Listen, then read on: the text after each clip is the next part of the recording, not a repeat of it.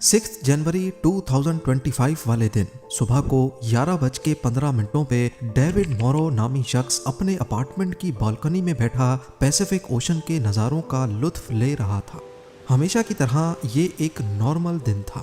इतने में उसके अपार्टमेंट से करीब 5 मील दूर पैसिफिक पैलिसेड्स की पहाड़ियों पर उसे भड़कती हुई चिंगारियों के साथ आग नजर आती है।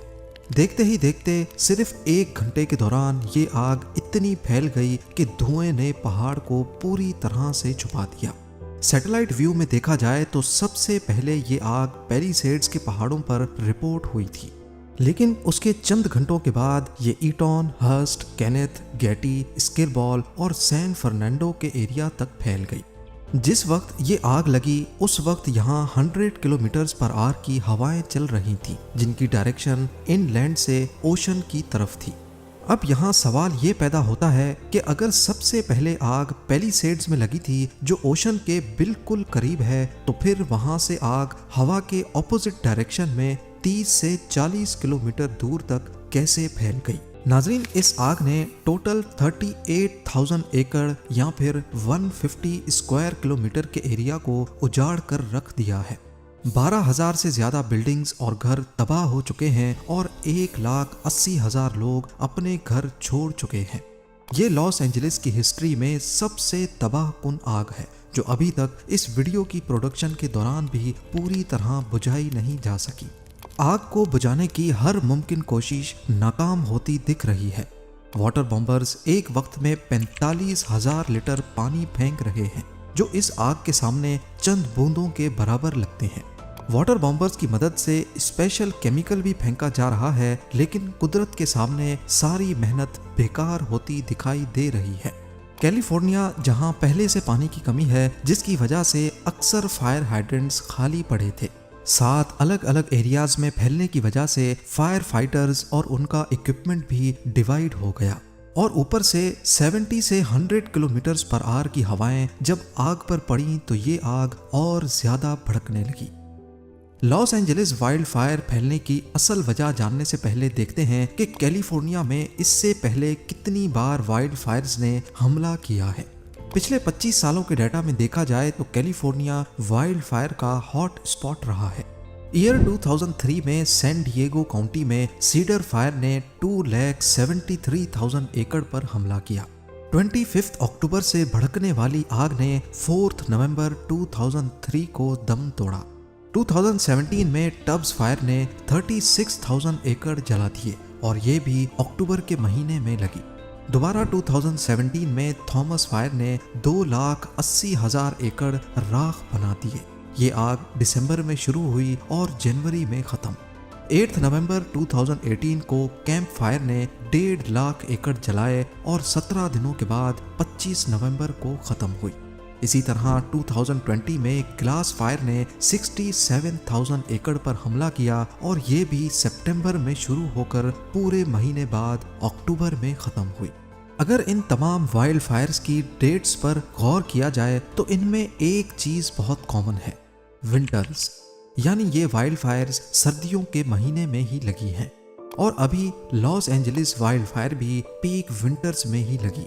तो आखिर क्या वजह है कि कैलिफोर्निया की हिस्ट्री में ज्यादातर वाइल्ड फायर्स सिर्फ विंटर्स में ही लगी हैं? इस सवाल का जवाब छुपा है एक ऐसे फिनोमेनन में जिसे सेंटा एना विंड्स कहा जाता है।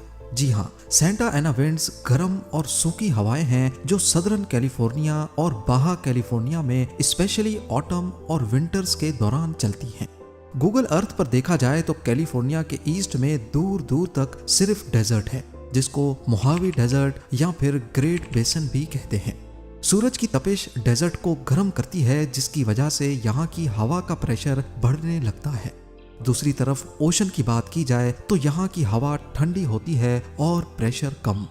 हमने 6th ग्रेड में पढ़ा था कि हवा हाई प्रेशर से लो प्रेशर की तरफ ट्रेवल करती है। जितना ज्यादा प्रेशर में फर्क होगा उतनी तेजी से हवा ट्रेवल करेगी और यहाँ पर भी कुछ ऐसा ही होता है। साउथ ईस्ट कैलिफोर्निया से सेंटा एना विंड्स तेजी से ओशन की तरफ बढ़ती हैं। ये खुश्क और गर्म हवाएं जहां से भी गुजरती हैं वहां का मॉइस्चर सक करती जाती हैं, जिसकी वजह से ये पूरा रीजन इस मौसम में खुश्क हो जाता है। झाड़ियां और दरख्त बिल्कुल सूख जाते हैं जो बड़ी आसानी से आग पकड़ने के काबिल बन जाते हैं। सेंटा एना विंड्स जहां पूरे जंगलात को वाइल्ड फायर का फ्यूल बना देती हैं, वहीं अगर गलती से भी कभी आग लग जाए तो तेज हवाएं इस आग को और ज्यादा भड़काती हैं। जलते हुए कोयले तेजी से फैलते जाते हैं और पलक झपकते ही वाइल्ड फायर कंट्रोल से बाहर हो जाती है। अब होना तो ये चाहिए कि जिस डायरेक्शन में हवा जा रही है, वाइल्ड फायर को भी उसी डायरेक्शन में ही फैलना चाहिए, पर लॉस एंजलिस के केस में इसका बिल्कुल उलट देखा गया। सबसे पहले आग पैलिसेड्स के पास देखी गई जो ओशन के करीब है, और बाद में ये इनलैंड एरियाज में फैलती गई। ऐसा क्यों है, इसकी असल वजह समझने के लिए हमें एक इंटरेस्टिंग फिनोमिनन को समझना होगा जिसे माउंटेन वेव रोटर कहते हैं। पहाड़ की वो साइड जिस पर डायरेक्टली हवा आकर टकराती है उसे विंडवर्ड साइड कहते हैं, और पहाड़ की दूसरी साइड जहां हवा को जाना है उसे लीवर्ड साइड कहते हैं। होता यूं है कि जब विंडवर्ड साइड हवा को रोकती है तो उसी दौरान लीवर्ड साइड पर एक वोर्टेक्स इफेक्ट पैदा होता है, और इस वोर्टेक्स में हवा गोल गोल घूमती रहती है। यानी पहाड़ के ऊपर हवा की डायरेक्शन एक तरफ होती है तो पहाड़ के नीचे हवा की डायरेक्शन दूसरी तरफ चलती है। लॉस एंजलिस के केस में भी इस फिनोमिनन का बहुत बड़ा रोल है।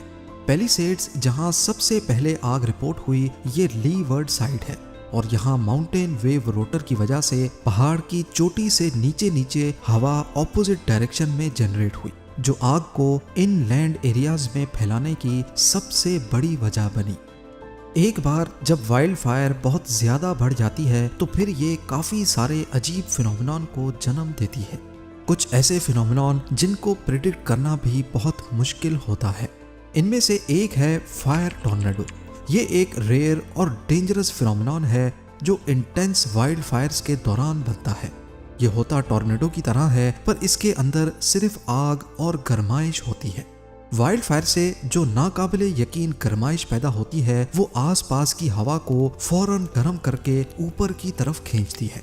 गर्मी की वजह से गर्म हवा बहुत तेजी से ऊपर की तरफ उठती है और नीचे से ठंडी हवा उस जगह को भरने के लिए आती है।